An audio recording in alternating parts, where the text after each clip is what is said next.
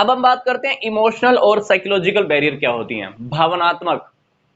कभी कभी ऐसा होता है ना कि लाइफ में हम भावनाओं में बह जाते हैं, इमोशंस के अंदर बह जाते हैं। सामने वाले ने जो बात कही, तर्क वितर्क होते हैं, सामने वाले ने रियलिटी में कोई लॉजिकल बात कही, हम क्या करते हैं, अपना इमोशनल होकर हम उसकी बात का कुछ और ही मीनिंग ले लेते हैं। तो इमोशनल जब हम होते हैं तो बातों की मीनिंग डेफिनेटली ही कुछ और निकलते हैं। कहते हैं कि बिजनेस, शॉपिंग, स्टडी, इनके टाइम पर हमको अपना दिमाग लगाना चाहिए, पर हम कभी कभी क्या करते हैं, इन चीजों के अंदर क्या करते हैं, इमोशंस लगा देते हैं। तो जहां पर भी हम इमोशंस लगाते हैं तो वहां पर हमारी कुछ ना कुछ गड़बड़ियां आती हैं। तो पहली जो हमारी बैरियर है वो है प्री मेच्योर एवेल्युएशन।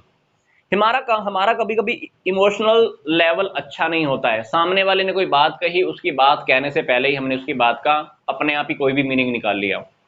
उसको बोलते हैं प्री मैच्योर इवेल्युएशन। कहने से पहले ही इवेल्युएट कर लेते हैं, फलाने फलाने की बात का मीनिंग ये होगा।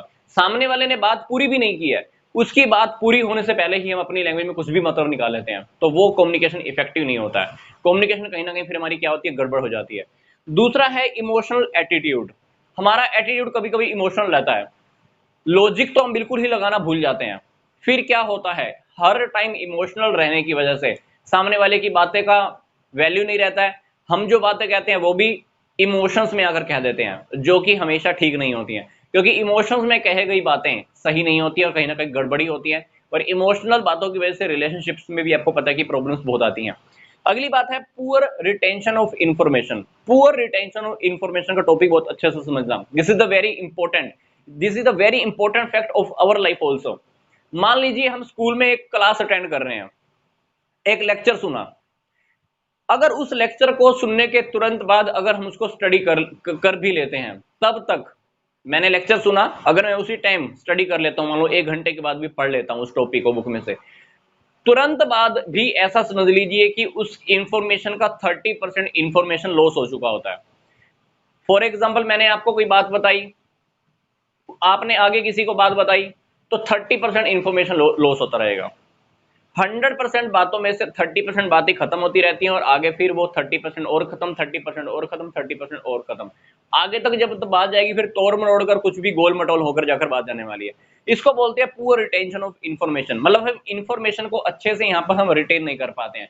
सामने वाले ने बात कही, बात कहने के तुरंत बाद अगर मेरे को यही बात सामने वाले को बतानी है तो मैं 100% बात सामने वाले को बता ही नहीं पाऊंगा। 30% तो वो बात वहीं पे ही खत्म हो चुकी होती है मेरे माइंड में से। इसको बोलते हैं कि रिटेंशन, बातों को होल्ड करना पुअर होता है हमारे अंदर।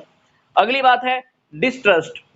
किसी भी ऑर्गेनाइजेशन के अंदर इफेक्टिव कम्युनिकेशन होने का सबसे बड़ा फंडा होता है कि सुपीरियर और सब ऑर्डिनेट्स के बीच में एक दूसरे के ऊपर ट्रस्ट होना चाहिए। अगर ट्रस्ट नहीं है तो कम्युनिकेशन इफेक्टिव होता है। सबऑर्डिनेट ने कोई बात बोली, सुपीरियर ने उस बात का मीनिंग, उसका अपोजिट ही मीनिंग निकाल लिया। अब जब अपोजिट मीनिंग निकाल लिया है तो कम्युनिकेशन इफेक्टिव कहां होगा, कम्युनिकेशन तो कहीं ना कहीं गलत ही हो जाएगा, फिर ऊपर तक इंफॉर्मेशन भी गलत हो जाने वाली है।